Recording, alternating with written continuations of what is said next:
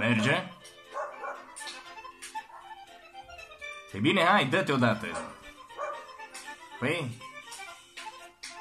Da.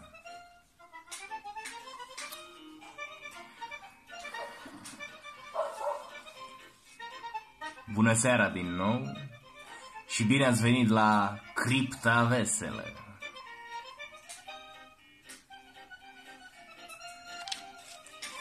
A venit vremea să mai ascultăm încă o scrisoare. Să-i dăm drumul.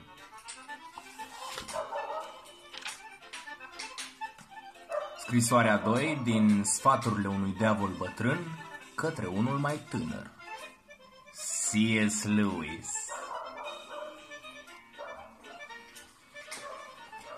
Dragul meu, Amărel, observ cu mare nemulțumire că pacientul tău a devenit creștin.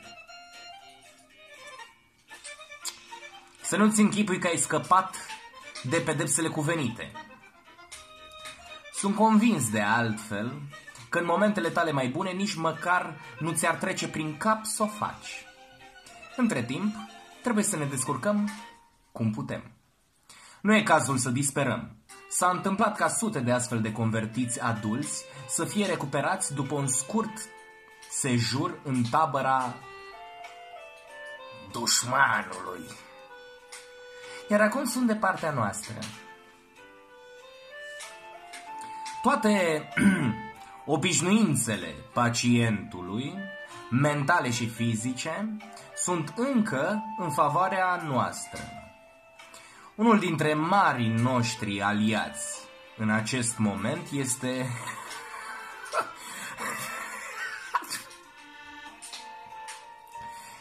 biserica însăși.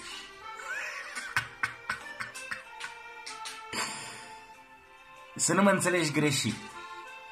Nu mă refer la biserica pe care o vedem cum se răspândește prin timp și spațiu, crescând din eternitate teribilă, ca o armată cu flamuri. Aceasta, recunosc, e un spectacol pe care îi pune în încurcătură până și pe cei mai tenaci ispititori pe care îi avem. Din fericire însă e ceva ce ochiul omenesc nu pricepe.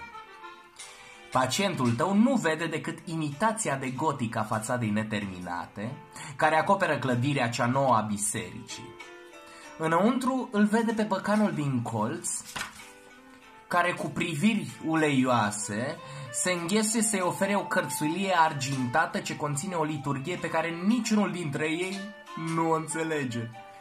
Plus o culegere jerpelită de cânturi religioase adaptate, în mare parte slabe și tipărite cu litere foarte mărunte. În timp ce se îndreaptă spre locul lui din strană și se uită în jur, îi vede tocmai pe vecinii pe care până acum a încercat să-i ocolească. Vecinii ăștia trebuie neapărat exploatați. Fă în așa fel încât mintea să-i se legene între expresii ca trupul lui Hristos și priveliștea chipurilor reale de pe rândul din față. Nu are nicio importanță, firește, ce fel de oameni ocupă rândul din față. Să zicem că unul dintre ei e mare apărător al dușmanului și că tu știi asta. Nu face nimic. Pacientul tău, lăudat fie cel de jos, e un prostovan. E suficient ca unul dintre vecini să cânte fals sau să-i scârție încălțările sau să aibă gușă sau haine prost potrivite și pacientul va gândi drept urmare că e ceva ridicol în religia asta a lor. Vezi tu? În această fază de început, în mintea lui, creștin înseamnă ceva ce el numește spiritual, dar care are mai mult de a face cu picturalul. Capul lui e plin de togi și sandale și armuri și picioare goale. Iar simplu fapt că oamenii din biserică poartă haine moderne îl pune într-o reală, deși inconștientă, încurcătură. nici să nu-l lași să aducă totul la suprafață. Nu-i da voie să se întrebe cum anume s-ar aștepta să arate oamenii aceia. Dimpotrivă, lasă-l să rămână în nedumerirea lui. Apoi vei avea la dispoziție veșnicia toată ca să te amuzi, sădindu-i în minte acel soi special de luciditate pe care îl dă iadul. Lucrează așadar cu mare atenție la dezamăgirea sau nemulțumirea pe care primele săptămâni de mers la biserică le vor produce cu siguranță în pacient. Dușmanul acordă el însuși un răgaz de descumpănire la începutul oricărei încercări umane. I se întâmplă elevului care a sorbit cu încântare la grădiniță poveștile Odiseei, iar acum se apucă să buchisească greaca veche.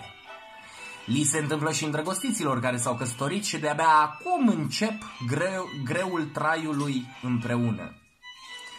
În orice domeniu al vieții, e încercarea care marchează trecerea de la aspirația visătoare la împlinirea dificilă în fapt. Dușmanul își asumă riscul pentru că are curiosul capriciu de a-și închipui că face din scârbavnicele creaturi ceea ce el numește liberi, iubitori și slujitori. Fii e cuvântul pe care îl folosește el. Cu gustul lui inveterat pentru legături denaturate cu animalele pe două picioare, spre defăimarea întregii lumii spirituale. Dorindu-le libertate, așadar, refuză să-i conducă simplu, cu hățurile afecțiunilor și obișnuințelor lor, către țintele pe care li le pune în față. El îi lasă să umble singuri pe cale. Singuri!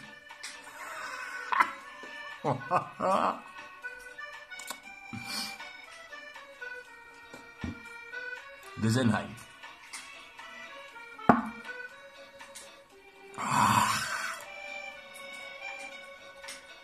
Ei, aici ni se oferă nouă ocazia. Dar tot aici, să nu uiți, stă și pericolul.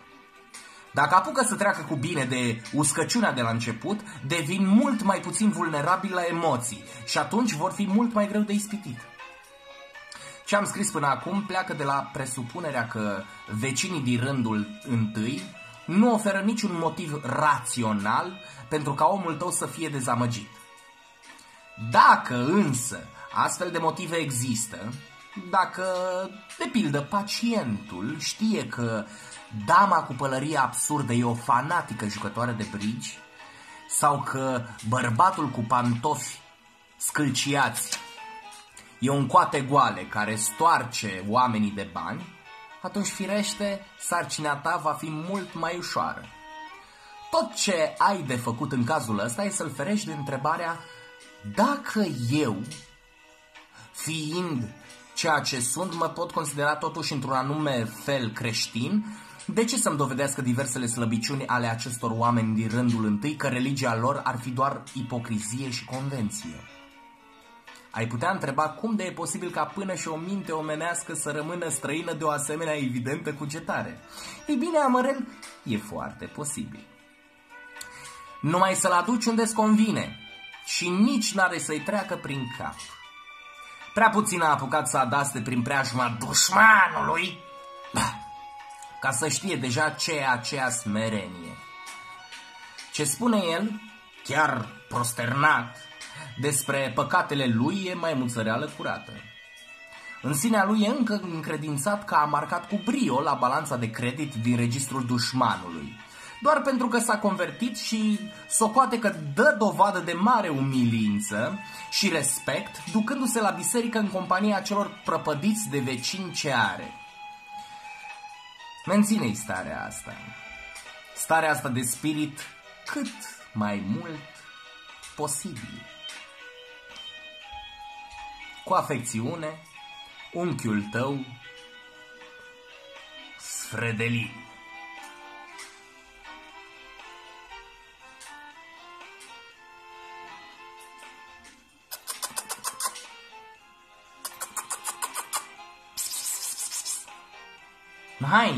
Hai că am terminat. Psst, unde ești?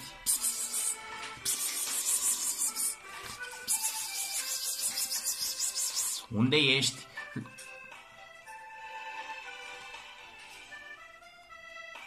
Hai că am terminat. Închide-l. Închide-l.